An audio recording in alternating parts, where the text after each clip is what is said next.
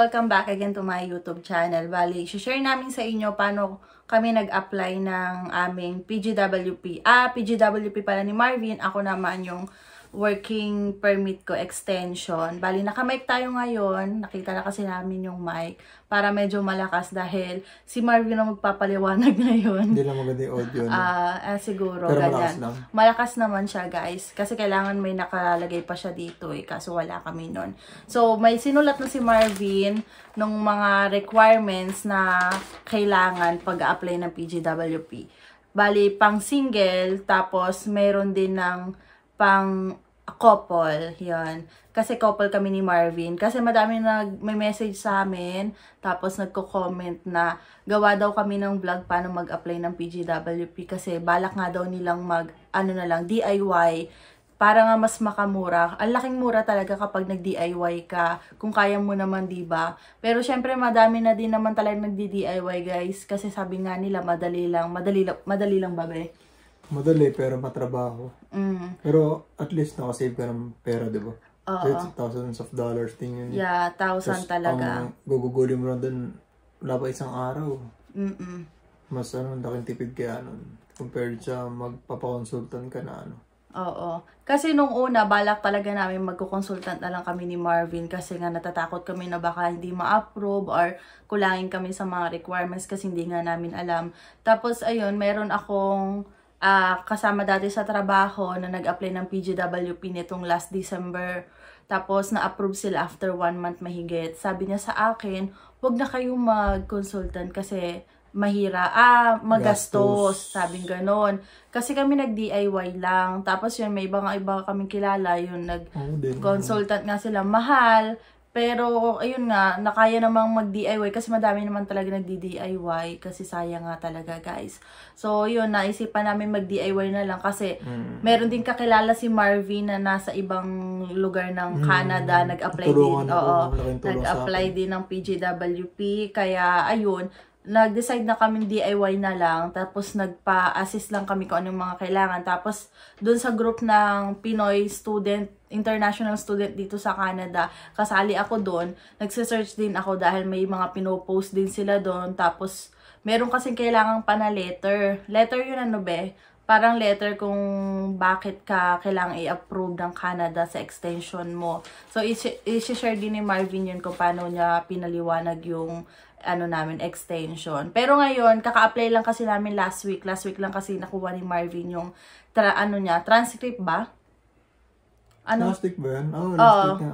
Nung last week lang. Nakuha ko yung completion letter after 8 business days. Yeah. Yun. Kasi, ang sabi, nagtanong din ako sa mga kilala namin na nag-PGWP na. Last year ba? Last year, tsaka itong December lang. Marireceive daw yung completion letter after 2 weeks. 1 to 2 weeks. Tapos yun sa amin nga, na-receive namin, diba, last week, na-receive namin nung, yun nga, basta 8 business days namin na-receive. April 30 namin na-receive yun eh. Pero depende sa program na uuna. Kasi, nagtanong ako sa ibang program. Na-receive na nila nung mga patanghali. Tapos kami mga paggabi na ganun. Yung iba, mga alas 7 na alas 8 ng gabi. Yan, basta 1 to 2 weeks lang. Pero usually, 2 weeks talaga. Pero sa ibang college, di ko alam. Baka yung iba kasi mas maaga nakuha. Yung iba, matagal daw, ganun. Hindi naman sigurado. Tapos, ayun nga, guys. Kasi, sabi, once na na-receive mo na nga yung pinaka-final grade. Hindi. Yung sa case namin, completion letter, may receive talaga namin. Kailangan mo na mag-stop. Stop na yun, tapos, sakto naman sa wala akong trabaho nun. May trabaho ka nung umaga, pagka uwi mo dumating nga yung... Wala akong trabaho nung umaga na Wednesday yun, be. Wednesday ba yun? Nung Wednesday dumating? Okay. Yung kala natin na dumating kasi yung final grade mo. Iyon kasi nagdalawang isip kami kung mag-work pa ba siya or hindi dahil nga may dumating na parang temporary na grade unofficial mo. Unofficial. Yung pala hindi pala yun. So, ayun. Bali, ayun na nga. Dumating na nga yung parang unofficial ni Marvin. So, kasama namin that time si Ate Erica. Meron kasing in-announce si Canada once na na-receive mo na yung final grade mo, need mo mag-stop ng work. Pero hindi pa pala yun yung pinaka-final, guys. Kaya may nakita lang sa Facebook na tumawag na doon sa IRCC. ang importante daw talaga, nagmamatter lang daw talaga yung completion letter. Oo, kasi yung sa TOR, ang sa amin, nangyayari ay na-receive namin completion letter tapos nag-request kami sa website ng TOR. Wala pang less than mga 5 minutes lang, less than 5 minutes lang. Dumating na yung official transcript namin. Oo. Tapos yun, doon na kami nag-start si Marvin na mag-apply para nga para hindi siya makapag-stop ng work. Kasi sabi naman nung iba, once na nag-apply ka, ilang minutes lang, employed ka na, no, be? The next, kinabukasan, pwede ka na mag-work pa rin. Hindi mo na kailangan mag-stop ng ilang araw. Pero may mga iba na nag-i-stop kasi syempre, may bayad din. Oo, siya yung iba kasi may bayad pa rin eh. Magkano yung binayaran natin doon? 510 sa aming couple. Pag isang tao, same lang ba? Magkaibang presyo? 255 bata yan. 255. So, ayun na nga, nag-apply na nga si Marvin, guys. Ito, isi-share na niya sa inyo kung ano yung mga requirements. Bali, ilalagay na lang namin yung link doon sa, sa baba para ipindot nyo na lang doon. Tapos yun, gagawa ka palang GCK kasi wala kaming GCK dahil nga nagkonsultan kami. Nasa kanya yon. Kaya gumawa ng bago si Marvin. Yung pala, gagawa rin kayo. Sure. Sige, diretso na tayo guys sa yung paano mag-apply ng PGWP. Hindi, nandun naman, direct to the point naman yung mga question doon. Gagawa ka lang ako, parang register na parang Facebook. Ganun. Register, tas diretso na may account ka na. So, ayan, share mo na sa kanila yung requirements ng single applicant pag-apply ng PGWP. Ngayon nga, kung gusto mag-work agad kinabukasan pag na-receive yung completion letter ngayon, apply na, di ba? Yan, kailangan mo completion letter nga, and TOR, digital photo, passport. Hindi mo na kailangan ng student permit. Kasi naman. Tapos kailangan nyo rin mag-fill up ng IMM 5710E. Mga personal information nyo, guys. Parang parang applicant form lang talaga yun. Parang kahalos yung mga nakalaman din dyan, yung mga pinasa mo din nung nag-apply ka ng student, diba? Personal information mo talaga. Pati mga work experience, ganyan. Ano pa ba nandun? Date of birth, yung saan ka nakatira. Basta makikita nyo rin yun. Personal information. Tapos yung pinakababa, meron doon validate na nakapag-fill up ka. May validate sa ilalim, may validate doon. I-click nyo yung validate. Kasi malalaman mo daw kung may na-miss ka na na fill upan. Kaya may mali, ganun. Magpupula naman yun. Pero pag okay na lahat, yun, free, na yun. Good to go na yun. Yan yung Pag single ba, kailangan may work? Naka-tier no? Hindi naman. Kapag sorting kapag single ka. Tsaka lang ang kailangan. Sobrang konti lang. Compared pag may kasamang OWP. Mas madami yung requirements. Ayun nga, diba? Kailangan, pag may OWP, may completion letter, TOR, passport, IMM 5710E. Tig-isa kami, guys. Tapos yan, may additional pa na dadagdag pa yung marriage certificate. Yan, upload nyo rin yun. Upload mo, yun naman. Tapos, IMM 5713. Ayun yun, tig-isa tayo nun. Yung personal information. Kasama nata tayo din. Sa isang parang file. Isa lang pala yun. Isa lang 5713. Nandun na yung pang student tsaka pang open work permit. Tapos, magdadagdag kayo. Ay, ano pala? Ano nga ba sabi? Passport mo nga tayo. Oo nga, passport mo yun. Ay, kailangan digital po. Tapos, ang importante yung letter of intent na bakit mag-extend ng ikaw OWP para ma-extend. Anong reason ng ganito? Nasa isang letter lang yun. Ayun yung mga supporting sa supporting documents yun eh. Ang ginawa ko dun, ayun yung letter of intent, yung work permit mo, dinagdag ko, pati digital photo mo nandun din. Tapos, COE mo.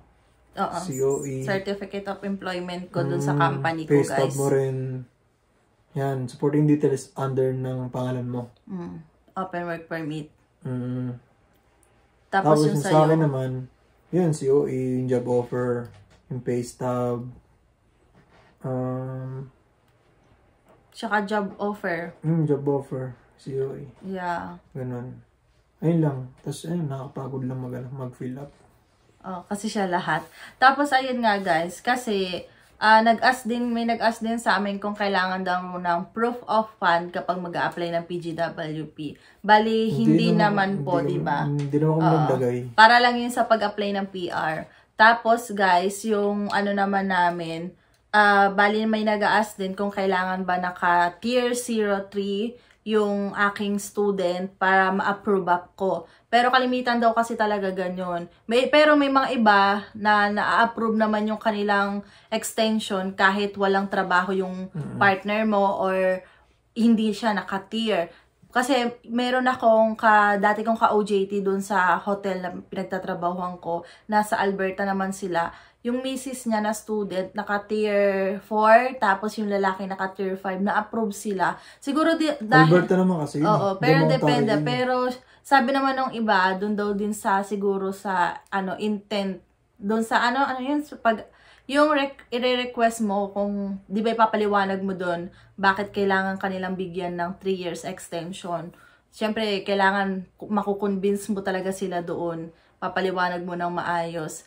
Tapos yung iba naman, kapag walang trabaho yung tawag dito student, nagpa-plug pooling sila kasi yun nga, mas sure. Pero yun guys, kailangan yung may consultant kayo dun kasi mas alam nila yung gagawin sa mga plug pooling talaga. Kasi once na pumunta ka pinaka-border ba ng US, tsaka Canada, approve agad guys. Kami hindi. Kasi medyo, mahal din yung pagbabayad doon. Hindi na kaya ng budget namin. Masyadong masakit sa bulsa. Pero kung wala talagang si Marvin na work na naka-tier, baka possible na ganun din kami.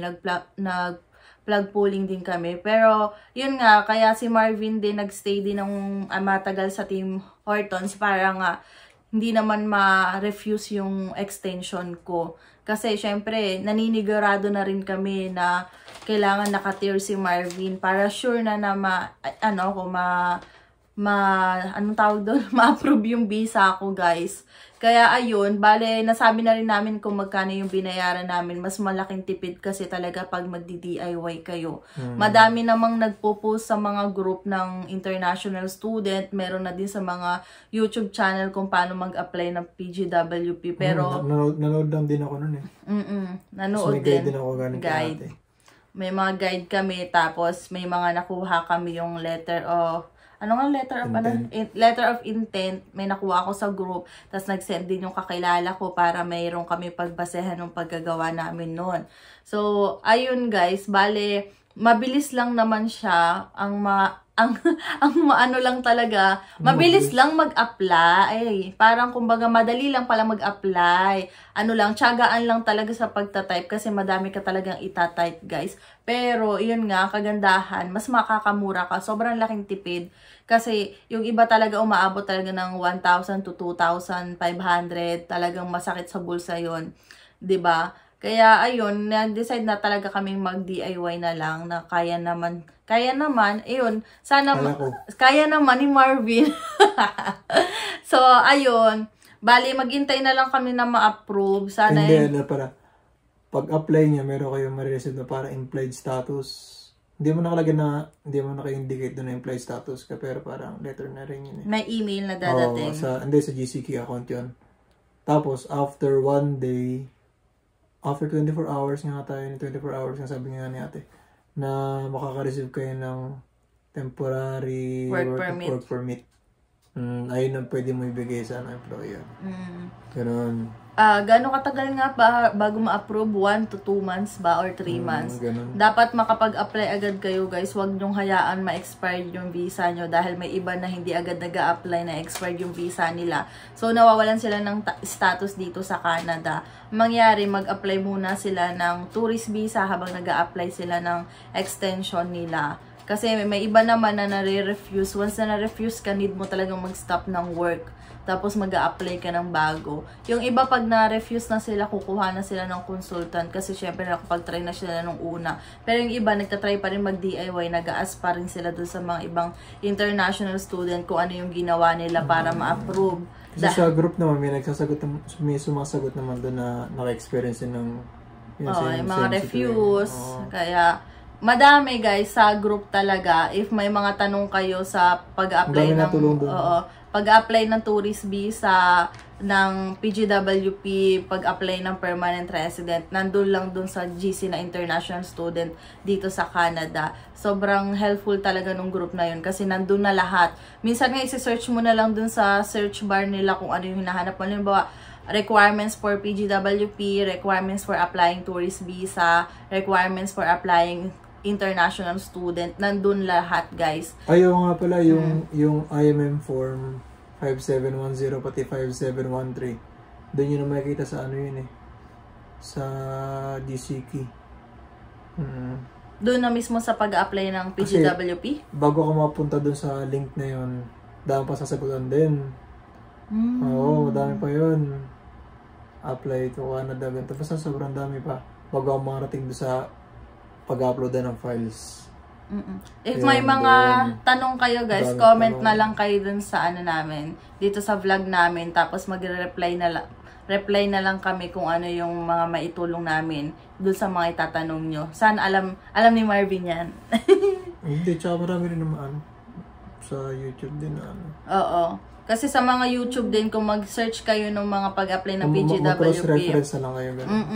Tapos makikita nyo, kasi minsan pag may sinesearch ako, nagbabasa ako ng mga comment kasi may ibang nagko-comment doon na nag-a-advise, ito dapat gawin mo din to, ganto ganyan, yan. Ay, mali yung nagawa mo, ganto ganyan. So, madami tayong malalaman doon sa mga comment section din, guys.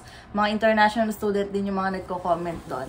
So, ayun lang yung vlog namin ngayon guys. I-share namin sa inyo. Tapos sa susunod, i-share namin sa inyo paano mag-apply ng tourist visa. Ayan. Para hindi na kayo mag-consultant kasi mahal din ang pagko-consultant pag-apply ng tourist visa. Mas malaking tipid pag DIY lang. Kasi may nag-comment sa akin kay Ate Laika, hi. Bali nag-comment siya kasi na-approve daw yung tourist visa ng in-laws niya dahil dun sa mga documents na sinend ko. Tapos, ayun, bali 11 days lang. Super bilis lang nung kanila, 11 days. Yung sabi na tagalan kasi medyo kulang yung home ties namin. Kaya dapat pag nag-apply kayo, kompletahin nyo. Oo, kompletahin nyo guys. So, ayun lang guys. Thank you po sa pag-support palagi sa YouTube channel namin. Yung Facebook page ko po, hindi ko siya ma-open. Kaya dun sa mismong page ko, ako nag-post nung mga vlog ko. Dahil pag ino-open ko yung Facebook page ko, nalalak talaga yung Facebook ko. Kaya hindi ko po muna siya ino-open. Meron po akong TikTok account na Crystal Herrera sa TikTok. Yan. Follow nyo na po ako doon. Yan lang po. Maraming salamat po ulit. Mag-thank you ka na. Bye guys. Bye guys. Thank you. Bye guys.